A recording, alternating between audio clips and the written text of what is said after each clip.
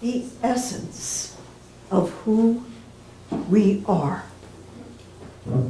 That's a great phrase that Reverend Victoria suggested in the meditation. The essence of who I am. I don't know about you, but as time and life go on, that's a moving target in terms of my awareness. Who am I? I don't know if that's true for you. I suspect it is. And as some of you know, I've been preparing for several months to teach an SEE prosperity class that didn't happen in March, as was planned. And I'm so grateful.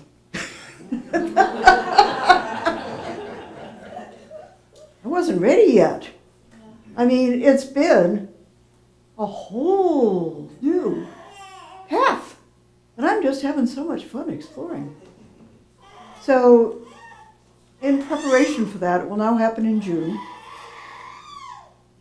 I have been led to start introducing some of the awarenesses that have occurred to me in a sort of a informal series of talks. I know that this one at one time said part 1. And yes, it is part 1. Of what? I'm not quite sure yet, but it does have a kind of a series feeling about it.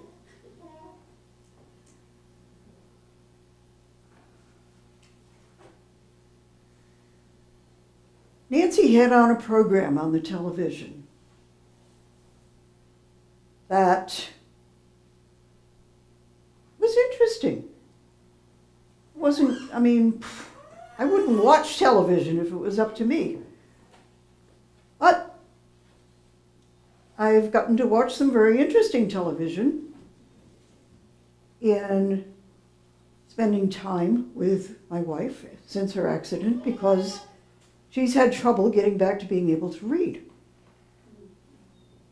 And so television has become a vernacular in our house. And I walked in and this program was just starting and I had lunch and I thought, okay, I'll sit down and watch this with you. And the subject was the obituary department at the New York Times. Would I have seen that in the TV guide and go, oh, I gotta watch that? No.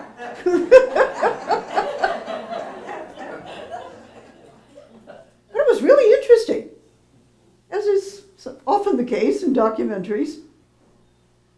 And it got me to thinking, because they were talking about something I'd experienced.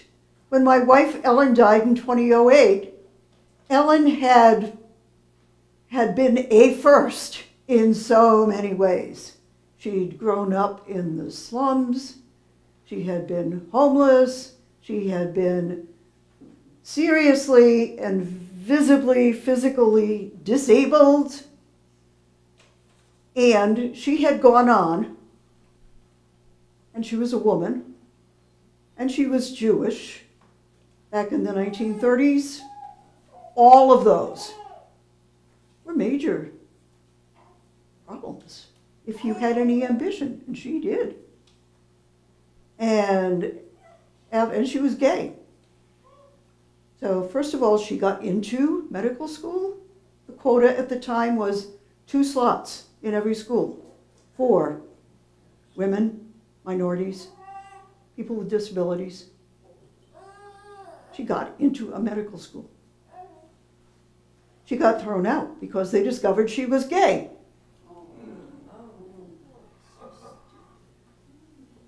She picked up, researched, and got herself into medical school in Switzerland, in Lausanne, in French, with high school French. Any of you who've taken a high school language, you know how far that's gotten you.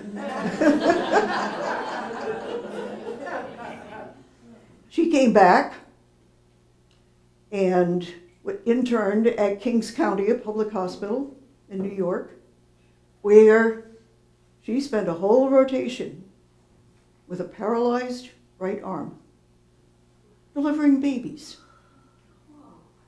How'd she do that? I don't know. How'd she do a lot of things? I don't know. They're probably now in their 60s, a whole bunch of Elenas spread throughout New York, named after Ellen, who delivered them. She became a well-known, well-respected nephrologist.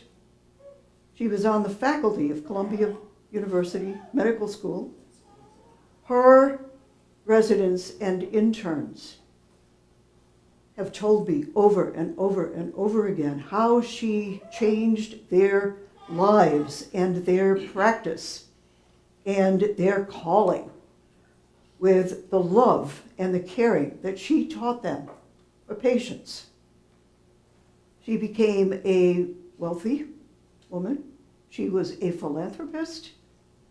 She was, she really had quite a life. And when she died, I thought, she should be in the New York Times. Little did I know.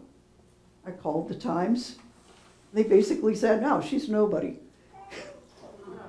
But, as many of you have undoubtedly experienced, when somebody's life has reached completion, somebody that you knew, the outpouring of love and gratitude and happiness for having met her, having had her in my life, in their lives, that I encountered, that I experienced from hundreds of people, blew my mind. I realized the completion of a life allows us to actually appreciate the power of being a person. And I had been reminded of that a week before this program. I opened the paper, as I sometimes have a chance to do in the morning, and there I found, I wasn't even looking for it, the name of a friend on the obituary page. 2-page spread, pictures. Wow. Okay.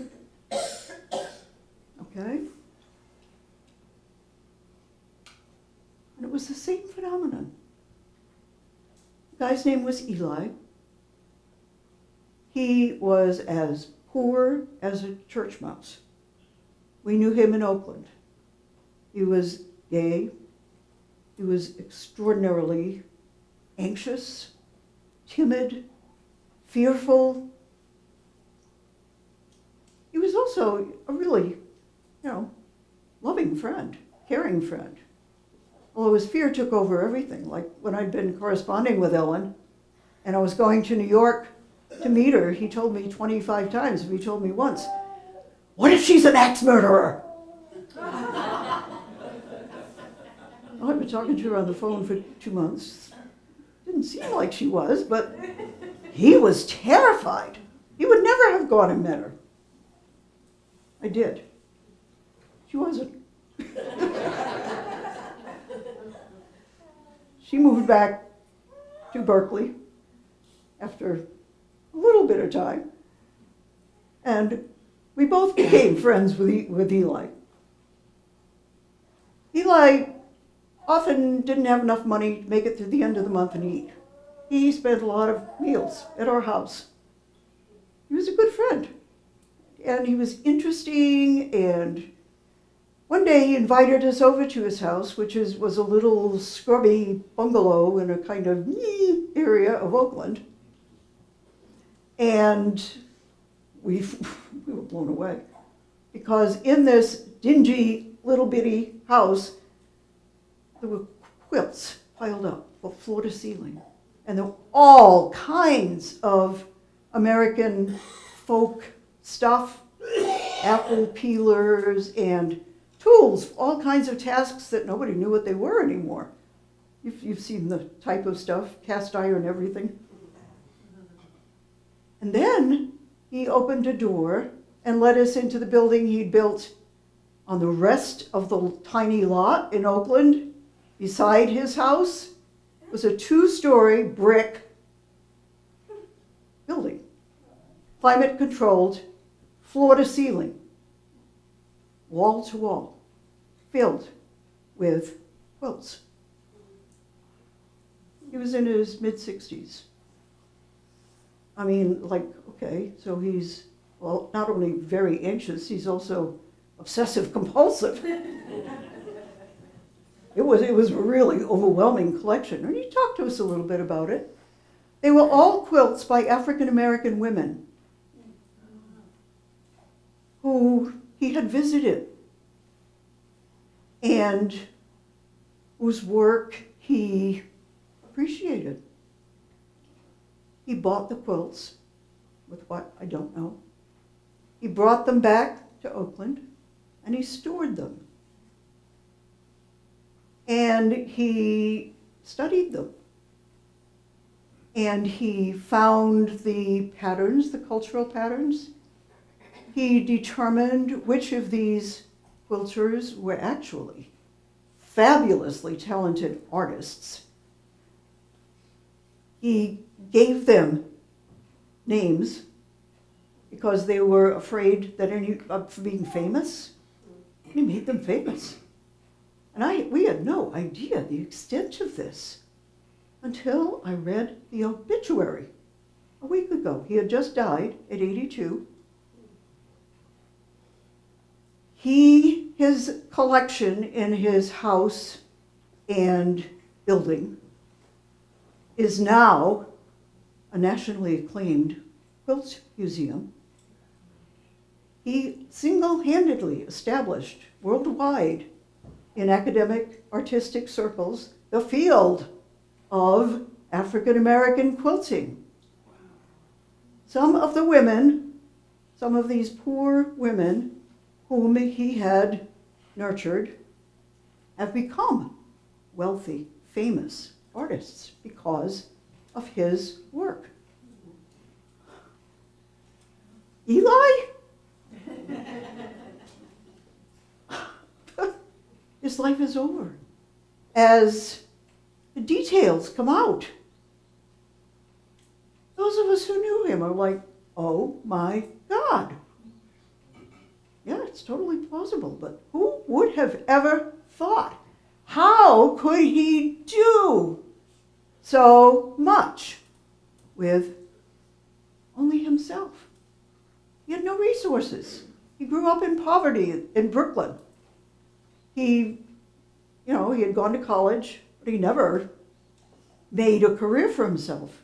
He just followed what he was driven, what he was called to follow. And somehow, with the help of others, I'm sure, he achieved a huge impact, a good, loving impact in the world, just by being who he was. He was a little bitty guy, might have weighed 105, soaking wet. He was about this tall. He was like, never would have ever thought this in his life. I thought, wow, it's really true that even the most apparently unsuccessful individual, there's something about when a life becomes a whole that you can begin to see the divine and be overwhelmed by it. Now, I'm realizing that I have lived in the company of divinity, of awesome divinity, without realizing it. As I've rubbed elbows with people and said hi to them and had lunch with them and given them things they needed and asked them for help, I don't every day look at people in my life and think, oh my God, what beautiful life. It's life. How powerful she is, he is, the puppy is. Do you? Except what we tell you to on Sunday after meditation. That's what we're talking about. And I believe that every single person here, with the possible exception of Elaine, if you think about the people you have known fairly well, because you don't understand when you read an obituary what the full impact of the person's life really was, but the people that you've known whose lives are complete and that you have been able to be there somehow after their life was complete with other people. I bet you all know people that, when you think about it, holy cow. And you didn't realize it when you were being mad at them for throwing away what you wanted to keep. Right? When your friend, your partner, your wife, your husband, you look around for something and say, where'd that go? Oh, you wanted that? Great. That's just one example, right? Or, where's the ice cream? Oh, I ate it last night. We're not thinking of the powerful beings that each one of us really is. And yes, we're talking, I'm also realizing that we're talking here, yes, about life and death. We're talking about time and infinity. Being in the context of time, being in the context of infinity. It's a fluid passage. That's life. Life is fluid. It's kind of reminding me about the Tao Te Ching, which is full of paradoxes. This and that. Huh?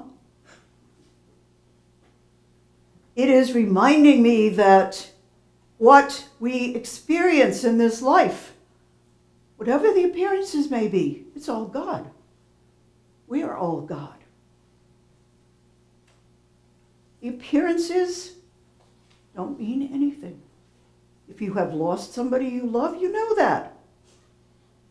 You know that, like with me for Ellen, Ellen's disability had disappeared from me long before she died, but it had no bearing on what her life was.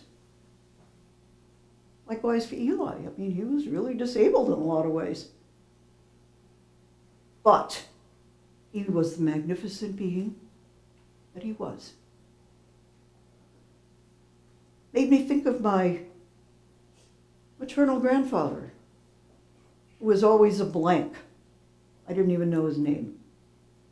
I wouldn't have known I had one, except that logically there had to have been one. Truthfully. The first time I saw his picture, I thought, oh, that explains a lot. I look just like him. But I joined Ancestry.com about a year ago, and very interesting and synchronistic. The one person in my ancestry that I've actually learned about was that X'd-out grandfather.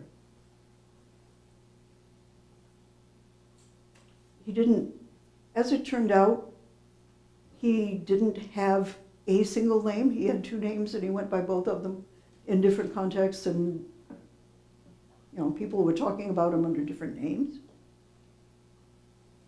He was buried by his family, but he had no resources at all. He was a drunk. He was a bum. He was a failure. He was homeless. Everybody was ashamed of him. But he was I have learned from other relatives, who I also didn't know, that he was very, very loyal to his family. His wife kicked him out when her kids were 2 years old. They never saw him. They never heard of him again. Except that he kept coming to the school where my mom was going and looking through the fence in the playground and mortifying her. Because everybody knew that was Anna's dad. A day when to not be a part of your family was really a big deal. Families didn't break up, especially Irish Catholic families. And so my mother's treatment of me had always been really hostile. When I saw my grandfather's picture, I understood. But hearing about him from other family members has given me a great gift. First of all, it was the gift of understanding a little bit what on earth, why my mother hated me. Why she didn't want to have anything to do with me. I suddenly got some insight into the pain that she must have been feeling. And I was able to forgive her. It didn't matter anymore what I thought she had done to me. And that's true of what we have done to anybody. It doesn't really matter in the long run, because bad and good are God. We are always expressing God. And the bad and good part comes from within us. What do we assign to the experience? Hearing about him from people who didn't grow up with that big red X on him,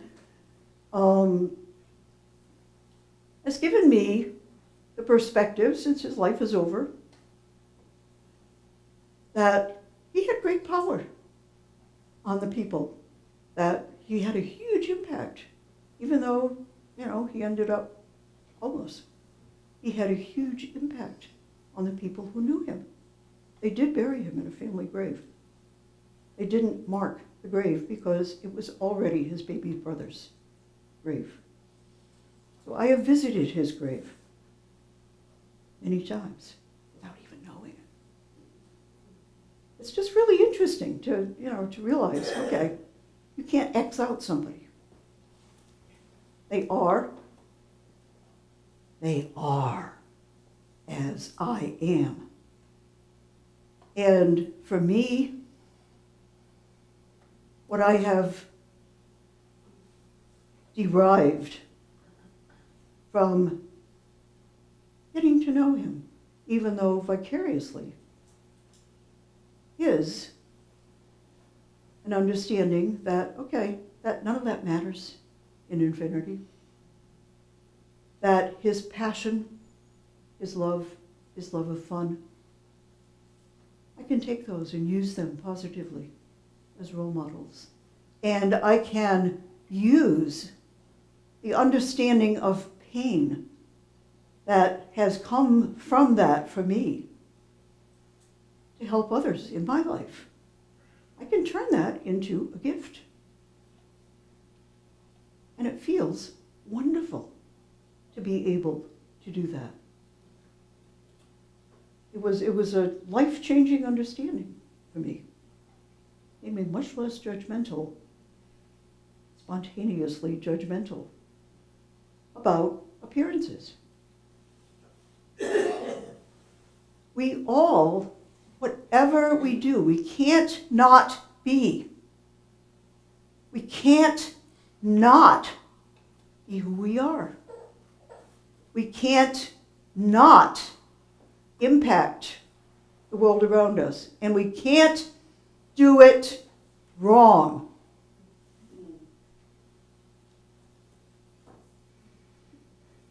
We just can't.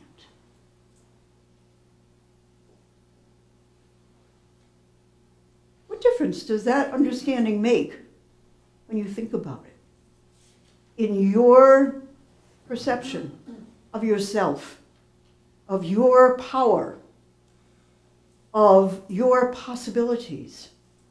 When you begin to understand that amness, that beingness, and that's you, it's me, we're all I.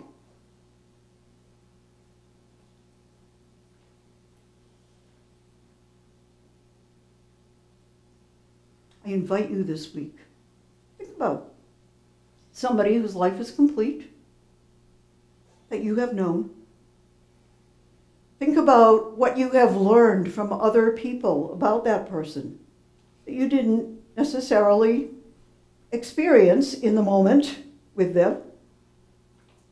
And even if it's a small child, even if it's a prisoner, even if it's somebody who just royally screwed up,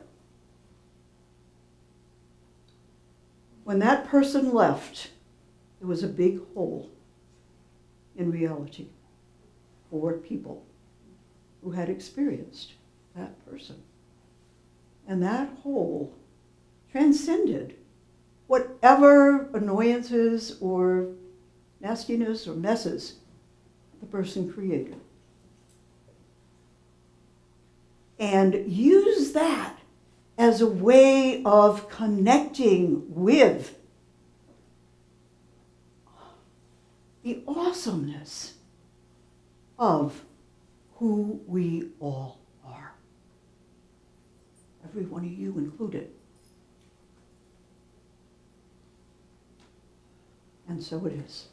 So it is.